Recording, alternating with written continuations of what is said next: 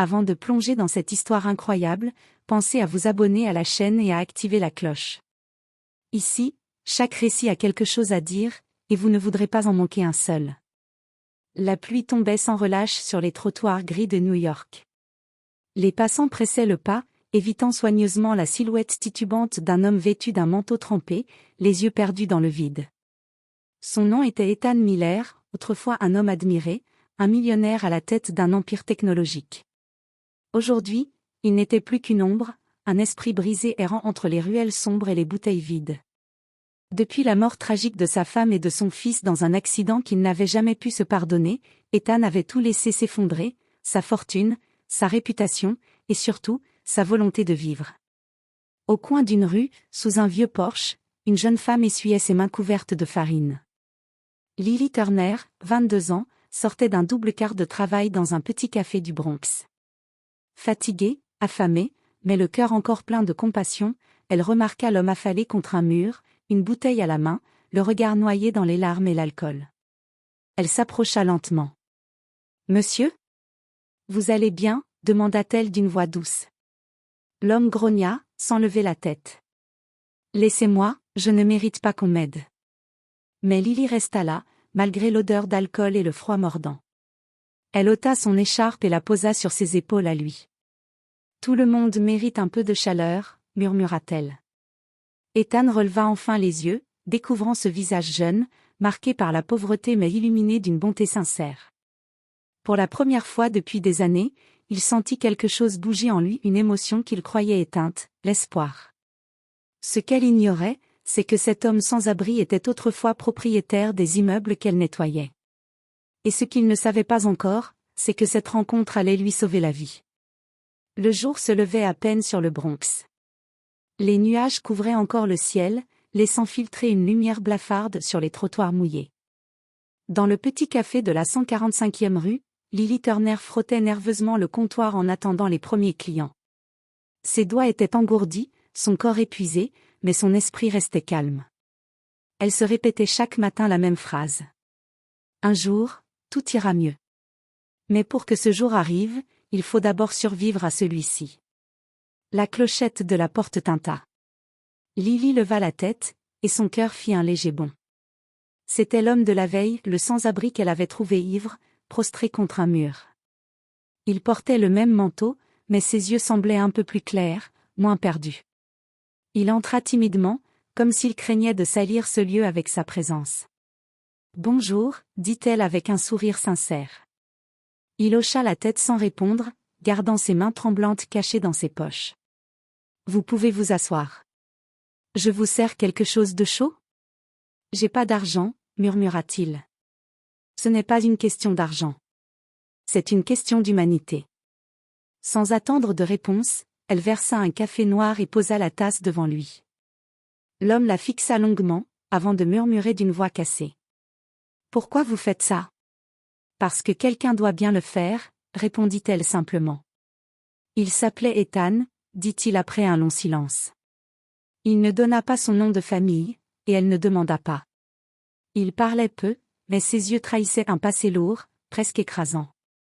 Il semblait porter en lui 1000 souvenirs qu'il aurait préféré oublier. Lily, elle, raconta un peu de sa vie, sa mère malade, son père absent, ses 3 emplois pour payer le loyer et les médicaments. Ethan écoutait, en silence. Cette jeune fille sans fortune, qui avait toutes les raisons d'abandonner, continuait pourtant à sourire. Avant de partir, il sortit une montre brisée de sa poche. Une pièce ancienne, gravée du nom Ethan et Claire. Il la regarda un moment, puis la posa sur la table. « Tenez, ça vaut pas grand-chose, mais prenez-la. »« Je ne veux rien, » protesta Lily. « Alors gardez-la, juste pour vous souvenir que vous avez fait quelque chose de bien aujourd'hui. » Et il partit, sans un mot de plus. Lily resta là, la montre entre les mains, le cœur serré. Elle ne savait pas pourquoi, mais cet homme l'intriguait profondément. Il n'avait pas le regard d'un simple ivrogne, il avait celui d'un homme qui avait tout perdu. Ce qu'elle ignorait encore, c'est qu'à cet instant précis, dans les journaux de Manhattan, un article titrait « Disparition mystérieuse du PDG Ethan Miller, un empire laissé sans héritier ». 2 jours passèrent. Le café sentait le café brûlé et le pain chaud, comme d'habitude. Lily essuyait les tables quand la clochette tinta de nouveau. Cette fois, elle n'eut pas besoin de lever les yeux pour savoir qui venait d'entrer. Ethan. Il avait l'air plus propre, un peu rasé, comme s'il avait fait un effort pour ne pas paraître trop misérable. Mais ses yeux restaient ceux d'un homme hanté. « Vous êtes revenu ?» dit-elle doucement, avec un sourire. « J'avais envie d'un autre café », répondit-il d'un ton hésitant. « Ou peut-être juste de parler un peu ?» Il eut un léger sourire. C'était la première fois qu'elle le voyait sourire. Lily l'installa près de la fenêtre, là où la lumière du matin filtrait à travers les rideaux déchirés. Elle le regarda un instant, fascinée par cet homme mystérieux. Ses mains fines, ses manières presque élégantes. Il ne ressemblait pas vraiment aux autres sans-abri du quartier. « Vous avez fait quoi, avant ?» demanda-t-elle en posant sa tasse. Il resta silencieux un moment, regardant la pluie tomber dehors. « J'ai construit des choses. Des choses qui ne m'appartiennent plus. » « Vous avez perdu votre entreprise ?» Il la regarda, surpris par la justesse de la question. « On peut dire ça. Disons que j'ai perdu plus que ça. J'ai perdu les raisons qui me poussaient à travailler. » Lily sentit un pincement au cœur.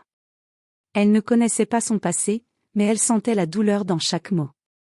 Elle posa sa main sur la sienne, un geste simple mais sincère.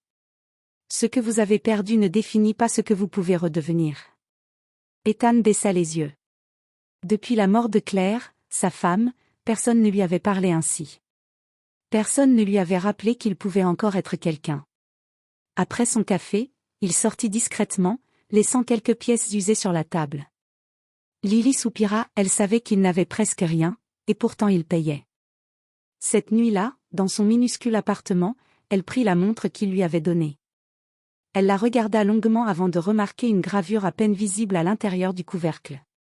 Miller Enterprises, Time is Life. Elle fronça les sourcils. Elle avait déjà entendu ce nom. Miller Enterprises. C'était le groupe dont on parlait dans les journaux.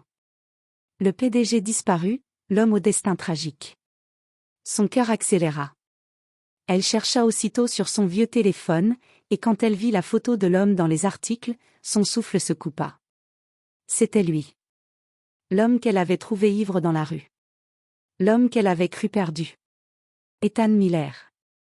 Et à cet instant précis, elle comprit que son destin venait de s'entrelacer avec celui d'un millionnaire brisé. Le lendemain matin, la pluie avait cessé. Un rayon de soleil timide traversait la vitre du café. Lily était nerveuse. Toute la nuit, elle n'avait cessé de relire les articles sur Ethan Miller, le génie de la technologie, le philanthrope aimé du public, puis, du jour au lendemain, disparu après la mort tragique de sa femme et de son fils dans un accident de voiture. Quand la clochette de la porte tinta, son cœur fit un bond. Ethan entra, vêtu d'un manteau usé, les traits tirés, mais un regard plus apaisé qu'avant. « Bonjour, Lily » dit-il d'une voix grave. Elle sentit un frisson. Il n'avait jamais prononcé son prénom avant. Elle lui servit son café habituel, les mains tremblantes. « Ethan, je peux vous poser une question ?» Il leva les yeux, méfiant. « Bien sûr. Qui êtes-vous vraiment ?» Un silence lourd tomba entre eux. Ethan sentit son cœur se contracter. Il savait que ce moment finirait par arriver. « Pourquoi cette question ?» demanda-t-il doucement. Elle sortit la montre de sa poche et la posa sur la table. « Parce que je sais lire. Et que le nom gravé là-dedans, Miller Enterprises, c'est celui d'un homme qu'on croit mort. Un homme qui vous ressemble. » Ethan resta figé. Ses doigts se crispèrent autour de la tasse brûlante. Les murs du café semblaient soudain trop proches, l'air trop lourd. « Alors c'est vrai, » murmura-t-elle. « Vous êtes Ethan Miller. » Il soupira, les yeux brillants d'émotion. « Je ne suis plus cet homme. Pas depuis le jour où j'ai tout perdu. » Lily resta silencieuse. Il reprit, d'une voix brisée. « C'était un samedi. Claire voulait me surprendre avec notre fils, Noah. Il venait à mon bureau pour m'inviter à déjeuner. J'étais en réunion, encore. J'ai répondu au téléphone en colère. Je leur ai dit de rentrer. 10 minutes plus tard, on m'a appelé, il y avait eu un accident sur la route. Une voiture folle. Sa voix se serra. Ils n'ont pas survécu. Et moi, j'ai survécu, à tout. À l'argent, aux journalistes, à la solitude. Mais pas à la culpabilité. Une larme coula sur sa joue. Lily, bouleversée, posa sa main sur la sienne. Ce n'était pas votre faute. Si. Parce que j'ai choisi le travail au lieu d'eux. Et maintenant, je ne sais plus pourquoi je devrais continuer. Elle se leva, contourna le comptoir et vint s'asseoir à côté de lui. Parce que quelque part, quelqu'un a encore besoin de vous. Peut-être pas comme PDG, mais comme être humain. Ethan la regarda longuement. Dans ses yeux, il vit quelque chose qu'il n'avait plus vu depuis des années, la foi en lui. Il prit une inspiration tremblante. Lily, je ne sais pas pourquoi vous vous souciez de moi. Je ne suis qu'un fantôme. Non, Ethan, dit-elle en serrant sa main. Vous êtes un homme qui souffre, et ça, c'est encore un signe de vie. Et pour la première fois depuis la mort de Claire et Noah, Ethan Miller pleura pas de honte, mais de soulagement. Les semaines passèrent.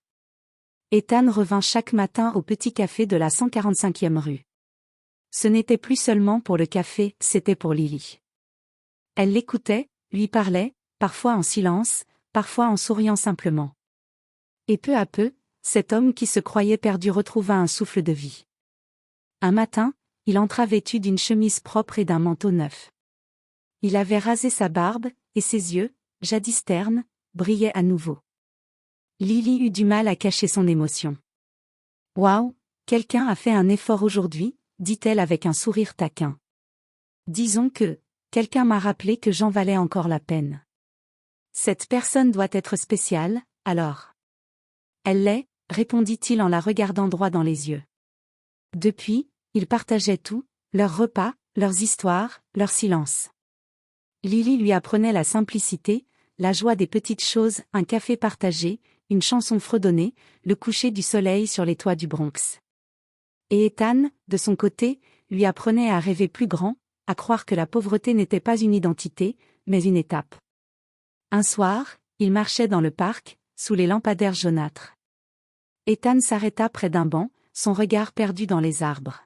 « Lily, je t'ai menti par omission. »« Comment ça ? » ?»« Je n'ai jamais cessé d'être le propriétaire de Miller Enterprises. Mon associé gère tout en mon absence. J'ai fui, mais je n'ai pas disparu. » Elle le fixa, surprise, sans colère, juste, émue. « Pourquoi me le dire maintenant ? » ?»« Parce que je veux arrêter de fuir. Et parce que c'est grâce à toi que j'en ai la force. » Il sortit de sa poche une petite clé USB, posée dans une boîte en argent. « C'est le plan d'un projet que je veux créer à ton nom.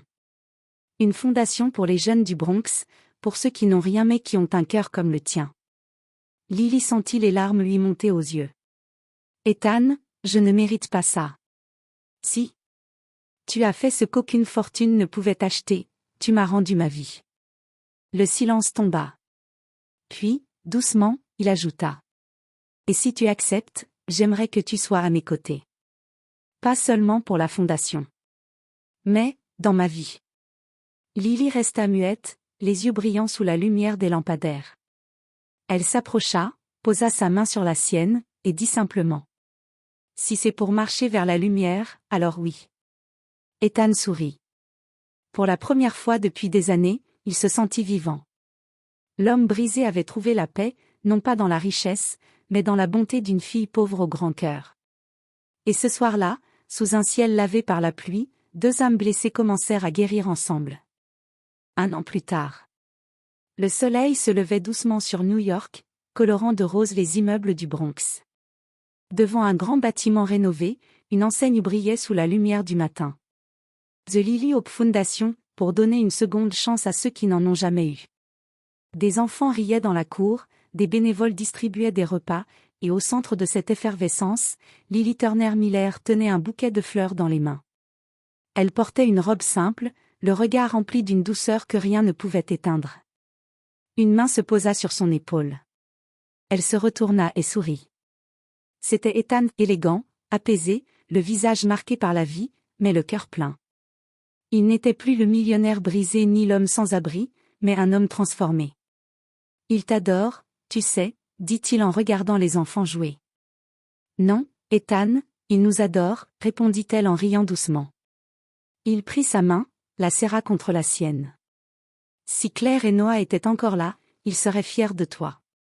Elle posa sa tête contre son épaule. Je crois qu'ils le sont déjà, là-haut. Parce que tu as choisi de vivre, Ethan. Le vent fit voler une feuille d'arbre jusqu'à leurs pieds.